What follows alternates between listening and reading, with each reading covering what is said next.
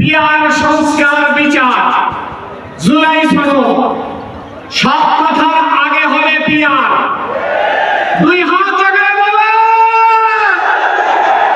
শুনুন, কোন বড় দল সত্য থাকতে পারবে না। ডাকসুর নির্বাচনে কারা বড় দল দেখাইয়ে দিয়ে দিছে, বিজয় হবে ইসলামী দলের দেওয়ানিজ দল। কথা লম্বা বইলা বলবো না। আমি জানো গাড়ি বিয়াসের সংসদ সদস্য প্রার্থী আমিরের মনোনীত।